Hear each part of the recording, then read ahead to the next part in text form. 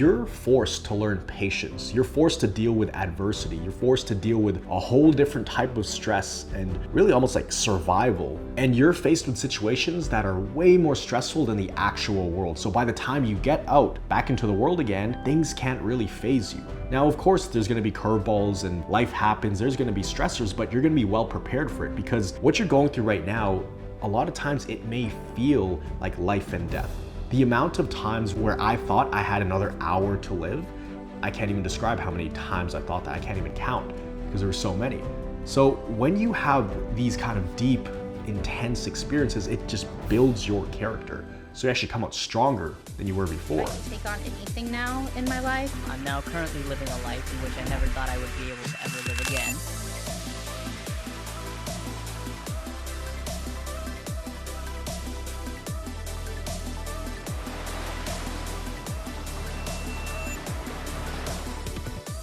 How's it going, Thriver? Miguel here from CFS Recovery. In this video, we're gonna be talking about how to get over the trauma of your entire experience with CFS, especially after recovering from CFS.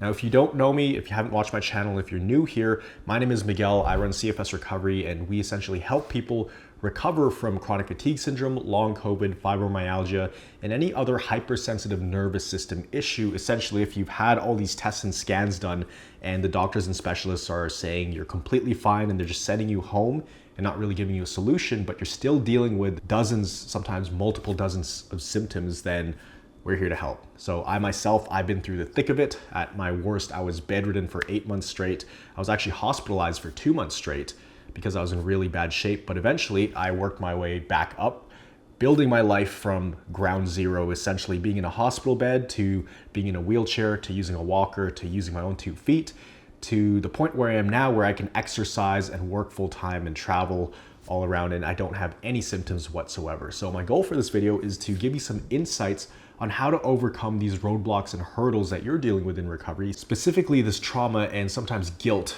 of your entire experience with CFS. And for me, for the longest time, I remember I just felt like this was the worst thing that ever happened to me. It felt like it was a curse, that I was just going through my life and I had the best intentions for my life, yet I had this curse fall from the sky and I didn't know why it was happening. I didn't understand, and I couldn't really connect the dots at the time of how this could be or how this would be. Knowing now, I know that it was the best thing that ever happened to me, but at the time it was the worst thing that ever happened to me. And having gone through it myself and talking to so many people from all around the world who have gone through this journey and actually recovered, a lot of times people say, especially in the beginning, that they feel like this robbed them of their life and they feel like they missed out on all of those years, and they feel robbed. So there's the guilt of missing out. There's the what if questions. What if I didn't get sick? What would I be doing? Who would I be? What kind of experience would I have? But once I looked at it from a different perspective, it changed my perception of this whole experience from negative to actually positive.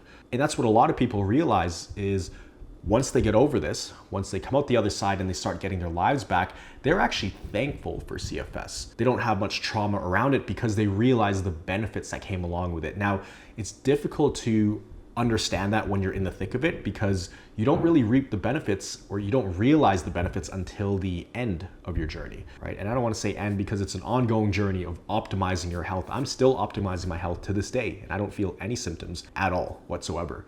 So instead of looking at this whole experience as time that you lost, time that was robbed of you, time that was unproductive, time where you were left behind by the world and maybe your friends moved on to different careers, or they went to university and you couldn't go to school, or they went traveling and you had to miss out on all these things. We're only looking at it from one perspective. That's all the physical things we're looking at. But if we look at the actual internal transformation that you've had, you've actually gone through so much more than these other people have in terms of personal development. So you have spent more time with yourself than your friends would probably ever spend with themselves unless they were in a position like this. So some of the gifts I realized that was happening at the time was I had all that time to myself to get to know myself better, to get to learn my thoughts better. The darkest parts of my mind and the brightest parts of my mind, I got to learn who I truly was on the inside and what I really wanted in life. And it helped me realize what was important. I think a lot of us fall into this, whether it's CFS, long COVID, post-viral illness, fibromyalgia, because we tend to be over pushers right? We tend to take on a lot more than we can handle. We can be people pleasers. It's hard for us to say no. We don't know how to set our boundaries. And I'm not saying you have all of these things, but these are the typical traits that we see in people who develop this, right? And these people are also overthinkers, overanalyzers, overworriers. Now, like I said, you may not have all of these traits, but you have remnants of these traits. And the reason you fell into this and the reason you developed this hypersensitive nervous system is because you have gone over your stress threshold. If you were under your stress threshold, you wouldn't have these symptoms. But the reason you have these physical symptoms is because you have gone over your stress threshold. Of course, as long as you've ruled out all other illnesses or causes from the doctors and the medical tests and scans. Back to what I was saying about being able to have all this personal development experience. You're forced to learn patience. You're forced to deal with adversity. You're forced to deal with a whole different type of stress and really almost like survival. And you're faced with situations that are way more stressful than the actual world. So by the time you get out back into the world again, things can't really faze you. Now, of course, there's going to be curveballs and life happens. There's going to be stressors, but you're going to be well prepared for it because what you're going through right now, a lot of times it may feel like life and death.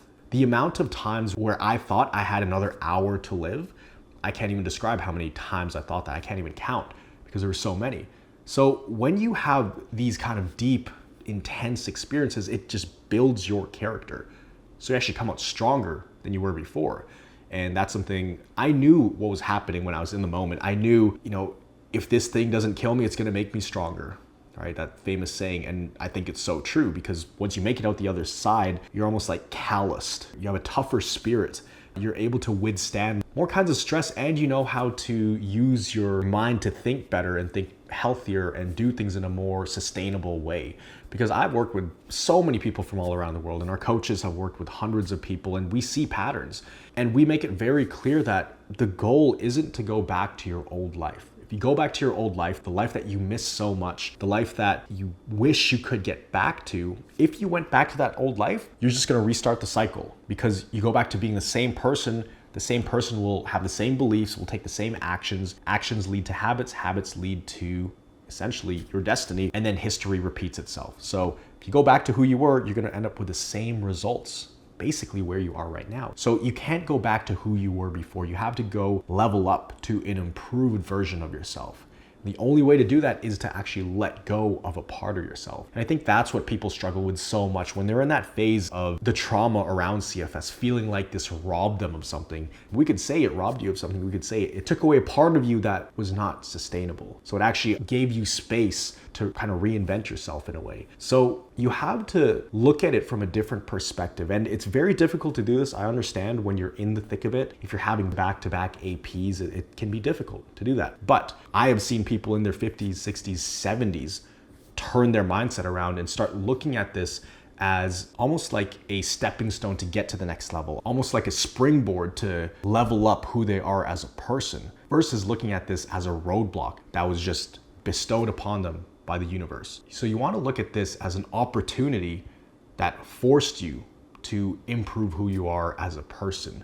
And I think when it comes to overcoming your symptoms, your success in recovery is determined by how well you respond to symptoms. That is very transferable and translatable to life itself. So when I have stressors come up, when things are going wrong, when things are just not going my way for that day or that week or that month, I can use my previous experience with CFS as a reference point. And if I compare my current reality to how things were before when I was in the hospital, I can be grateful for the smallest of things. And that is one of the biggest gifts that CFS gave me. Like I said, as you get better and better, you start to see the benefits of this because you feel the benefits. You're able to use what you learned in recovery in life, and it helps a ton. It helps a ton when you build that 2.0 version of yourself and you don't go back to being the old you. So when it comes to trauma around CFS, another thing is being terrified of the crashes, having nightmares about it. And I've had nightmares here and there about being in the hospital. I've had nightmares about, close calls of being rushed to the hospital because I was in a severe crash. And eventually you start to zoom out and not get so focused on these singular experiences during your time with CFS. You start to zoom out and look at it as almost like a package, almost like this window of time. And you're able to look at this window of time and really see it for what it is. What did you learn during this window of time? Because everything has its ups and downs. Recovery wasn't all bad. Right? When you were going through the trenches, think about the times, the moments of clarity where you felt more connected with yourself than you ever have in your entire life. There were days when I would crash and I would have to meditate for maybe 12 hours straight. I never would have done that. And in that meditation, I was able to visualize and crystallize things in my mind that eventually came true because it was so clear. I learned to be nicer to myself in the way I talk to myself, because when you don't have any energy to talk, you have to keep your mind busy, right? And I had to start being my best friend and being there for myself. And that's one of the other things that CFS taught me. It's almost like my brain locked myself in a room for several months with myself so that I learned how to be nicer to myself. Because before it was just, Miguel, you got to do this, you got to do that. It's not good enough. You got to be successful. You got to do this and that. And it was too draining. And so I learned to be best friends with myself. I'm perfectly fine. I used to feel very lonely almost all the time. I wanted to be around friends, or I had to be doing something because it was hard for me to just sit alone sometimes. But now I can have a great time sitting right here by myself, and I'll have almost just as fun by myself than I do with other people. Of course, it's more fun having friends around and stuff, but I don't feel that void there that I need to go out and keep myself productive so that my mind is occupied with something. I'm okay being alone in my own mind. So when we say trauma, right, the actual definition of it is the lasting emotional response that often results from living through a distressing event. Experiencing a traumatic event can harm a person's sense of safety, sense of self, and ability to regulate emotions and navigate relationships. Now, the key phrase here is the lasting emotional response that often results from living through a distressing event. Now, CFS, of course, it was a distressing event, right? There was lots of stress. Talk about extreme stress. Your stress threshold, you kind of broke it. You went way over your limit, right? And when we end up in bed, that's because that stress threshold, it goes through the roof and our stress just snowballs. So it is very distressing, but that's one aspect of it. We have to look at the other aspect of it. Maybe you became closer to your family because you were talking with them every day and you saw which friends were there for you. That's one of the huge benefits I got from CFS is I knew who my friends were, who were going to be ride or die, basically. There's that saying, ride or die. And these friends would drive all the way across the city regularly to visit me when I was at my grandma's house getting spoon-fed. They would even spoon-feed me. They would visit me in the hospital. They'd call me. They'd try to text me and just check in on me.